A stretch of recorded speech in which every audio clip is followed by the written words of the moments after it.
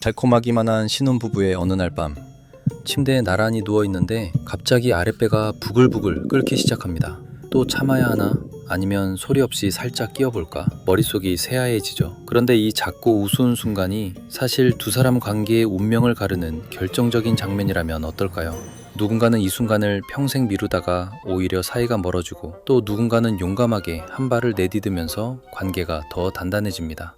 별것 아닌 것 같은 반기 한 방에 사실은 어마어마한 심리가 숨어 있는 겁니다. 연애할 땐 죽어도 안 보여주던 모습인데 결혼하고 나면 어느 순간 아무렇지 않게 터져나오죠. 도대체 그 경계는 언제, 어떻게 무너지는 걸까요? 그리고 이게 왜 사랑의 신호이기도 위기의 신호이기도 한 걸까요? 오늘은 부부 사이에서 가장 사소해 보이지만 사실 가장 정직한 순간, 바로 반기를 트는 그 심리에 대해서 심리학적으로 하나하나 제대로 파헤쳐보는 이야기를 해보겠습니다. 끝까지 들으시면 아, 진짜 그래서 그랬구나 싶으실 거예요.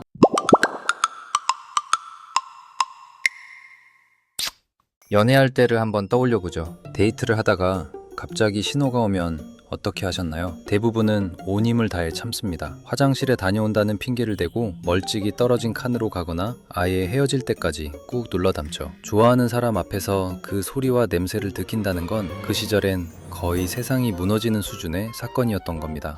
여기엔 아주 분명한 심리가 작동합니다. 심리학에서는 이걸 인상관리라고 부르는데, 쉽게 말해 내가 상대에게 어떻게 보일지를 끊임없이 신경 쓰면서 좋은 모습만 골라 보여주는 거죠. 연애 초반엔 이 인상관리가 거의 풀가동 상태입니다. 머리부터 발끝까지, 심지어 생리현상까지 통제하면서 완벽한 버전의 나를 연기하는 거거든요. 문제는 이게 굉장히 피곤한 일이라는 겁니다. 사람은 24시간 내내 자기를 검열하면서 살 수가 없어요. 그런데 연애 초반엔 그 불편함을 기꺼이 감수합니다. 왜냐하면 아직 이 관계가 깨질까봐 불안하고 상대에게 환상을 심어주고 싶은 마음이 훨씬 크기 때문이죠. 그래서 우리는 사랑하는 사람 앞에서 한동안 가짜 무방기 인간으로 살아갑니다. 그러다 결혼을 하고 한 집에서 24시간을 같이 부대끼기 시작하면 상황이 완전히 달라집니다. 아침에 눈 뜰 때부터 잠들 때까지 붙어 있는데 그 긴 시간 동안 생리현상을 무한정 참는 건 애초에 불가능한 일이거든요. 그리고 바로 이 지점에서 두 사람 관계의 진짜 시험대가 조용히 시작되는 겁니다.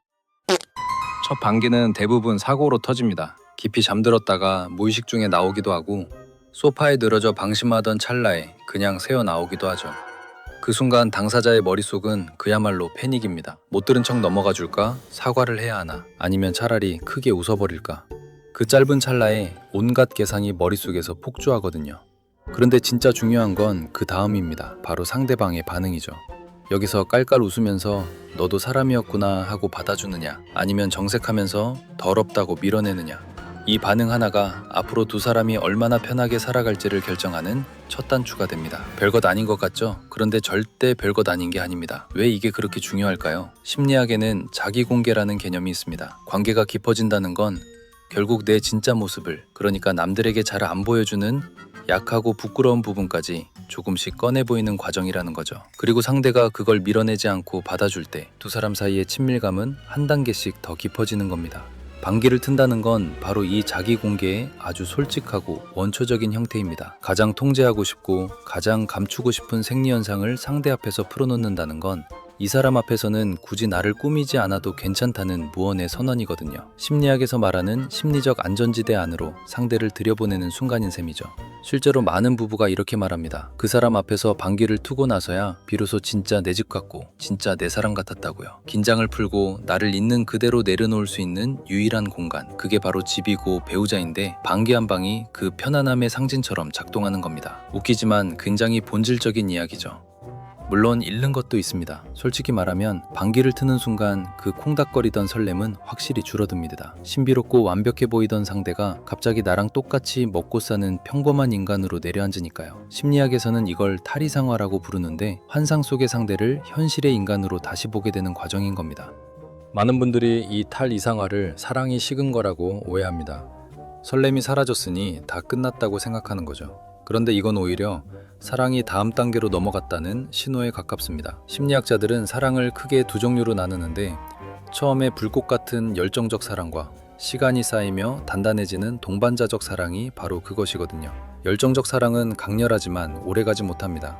뇌과학적으로도 그 콩깍지 호르몬은 길어야 몇 년이면 잦아들거든요.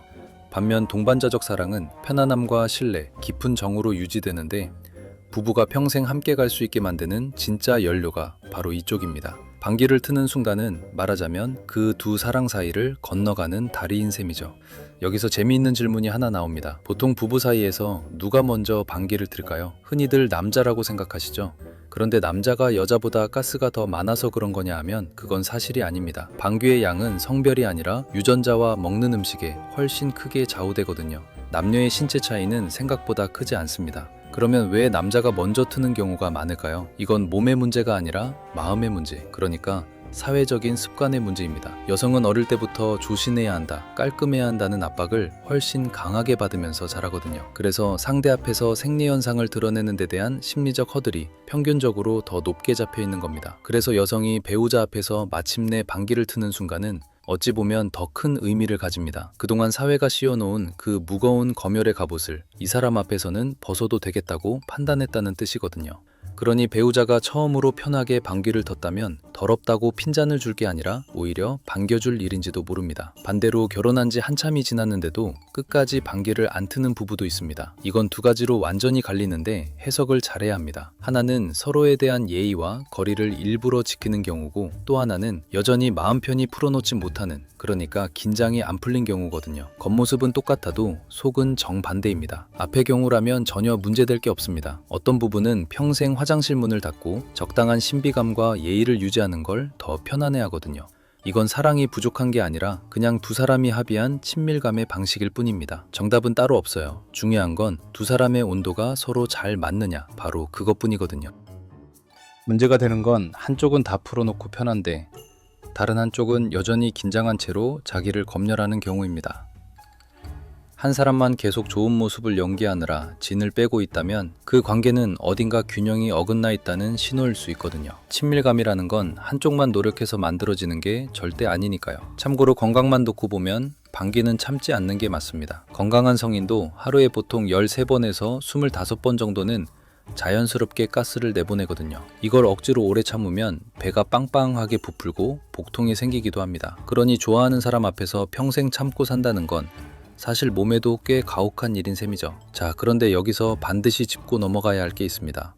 방귀를 트는 게 친밀감의 신호라고 했는데 이게 도를 넘으면 정반대의 독이 되기도 하거든요. 편안함과 무례함은 사실 종이 한 장 차이입니다. 그 선을 넘는 순간 친밀감의 상징이었던 방귀가 갑자기 관계를 갉아먹는 무기로 돌변하는 겁니다. 예를 들어 볼까요? 상대가 분명히 싫어한다는 걸 알면서도 일부러 냄새를 맡게 한다던가 밥을 먹는 바로 옆에서 아무 배려 없이 터뜨린다든가 하는 경우죠. 이건 편해진 게 아니라 상대를 더 이상 신경 쓰지 않게 된 겁니다. 편안함이라는 그럴듯한 이름으로 배려를 통째로 내다버린 거거든요. 심리학에서는 이걸 관계의 권태기에 나타나는 위험한 신호로 봅니다. 상대를 더 이상 매력적인 한 사람으로 대하지 않고 그냥 한 집에 사는 가구처럼 여기기 시작하는 거죠. 방귀를 트는 것 자체는 건강한데 상대의 불쾌함조차 신경 쓰지 않게 됐다면 그건 친밀감이 아니라 무관심이 그 자리를 차지했다는 뜻입니다. 그래서 진짜 건강한 부부는 이 두 가지를 동시에 가지고 있습니다. 서로 앞에서 방귀를 틀 만큼 편안하면서도 동시에 상대가 정말 싫어하는 선은 넘지 않는 배려가 살아있는 거죠. 편하다고 막대하는 게 아니라 편한데도 여전히 상대를 아낀다. 사실 이게 오래가는 관계의 진짜 핵심이거든요. 오늘 이 영상을 보면서 한번 떠올려 보세요. 우리 부부는 지금 어느 단계에 있는지를요. 아직 서로 눈치 보며 참고 있는지, 자연스럽게 풀어놓고 사는지, 아니면 편안함을 넘어 서로를 함부로 대하고 있는 건 아닌지. 방귀라는 작은 창문 하나로 두 사람 관계의 온도가 의외로 선명하게 들여다보이거든요. 흥미로운 건 수십 년을 함께 산 노부부일수록 이 부분에서 아주 편안하고 능청스럽다는 점입니다. 서로의 방귀 소리에 이름까지 붙여가며 웃어넘기는 그 여유.